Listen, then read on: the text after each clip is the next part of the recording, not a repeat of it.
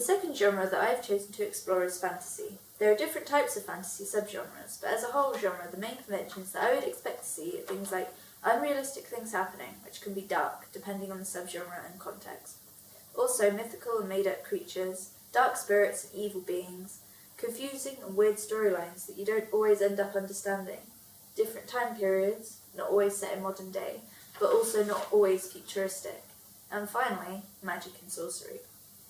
Two fantasy TV programs that I've looked at are from two different subgenres. These are The Mighty Boosh and Game of Thrones. The Mighty Boosh is a comedic fantasy, and it uses unrealistic and slightly weird stories. For example, in the first minute of the program, there is a huge gorilla that can talk, sat on the sofa, smoking with a magician. This promotes the convention of there being magic and sorcery, and also that mythical creatures appear in this program, so it supports the fantasy whole genre. There is a weird twist in the storyline that is confusing because a person dressed as a naan bread appears out of nowhere.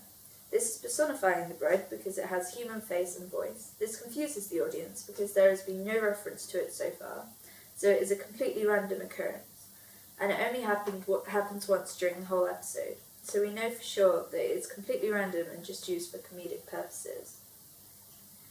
A bit later on in the episode, we see the moon, and it talks to the audience and sings a song. This is unrealistic because the moon doesn't exist to have a face on it.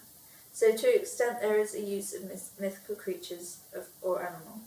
This is also relatable to the plot being confusing because it is really unnecessary for the moon to sing. It has nothing to do with the plot or the rest of the episode. We then start to see the appearance of Old Greg. This is a magical creature that is supposed to be half fish and half human. This is fantasy because they don't exist, so it promotes the convention of mythical creatures or animals. Also, he is made to be seen as evil, so there is the evil being convention as well with Old Greg.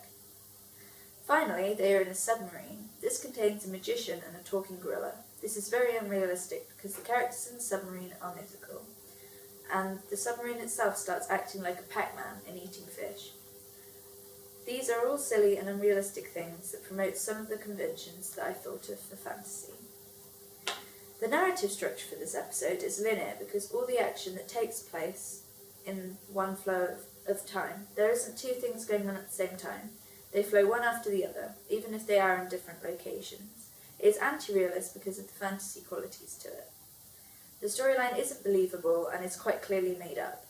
This is an open ending because you think everything is okay, but then there is a shot on the roof where you see Old Greg and then you think everything probably isn't going to be okay. This could be typical of the genre, but we'll have to see whether the other fantasy program that I looked at matches up. The format for this program is a series because there are many series and they all have about 6 episodes and follow the traditional format of a series. The next program for this genre is Game of Thrones. This is more of a dark fantasy set in the Viking kind of era. It is about the Iron Throne and how different people are trying to conquer it. It has many fantasy conventions such as here. We see a dragon. This is a mythical creature, which is owned by the mother of dragons.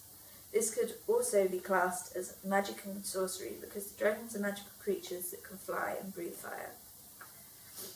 There is a slightly complex storyline here because the man doesn't know that the woman can speak his language, and no one expects her to command her new army to slay everyone. This is unexpected. This could be classed as unrealistic, but we don't know what it was like back then, so it was probably realistic for the time period. But this does count as dark because this is quite a gory scene and the dragon does set someone on fire. In this scene, a man gets killed by a warrior, and then is reborn by the prayers of a priest. This is unrealistic because no matter what magic, there is nothing that can bring people back from the dead. So it meets this convention, with also a dark twist because there is a lot of violence in this scene, due to it being a fight for the warrior's life. So it does match up with the fantasy conventions. Then the man explains that it wasn't the first time that he's been killed, so this shows that he has dark spirits in him, or something similar. This is another convention that shows that there is fantasy in the program, so this program does have a lot of fantasy conventions. The narrative for this is non-linear because it is one continuous story.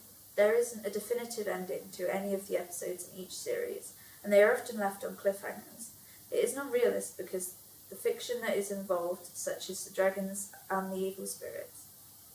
It has open endings to all of its episodes and the 3 series that have been so far, so this shows that there is one long narrative flowing through all of them, and that they are telling one big story that is likely to end with a big finale at the end of one of the future series. The format for this programme is series again because of the episodes that flow together to tell a story. Also, it's split up into episodes of 10 per series, so that there is a decent amount of watch time.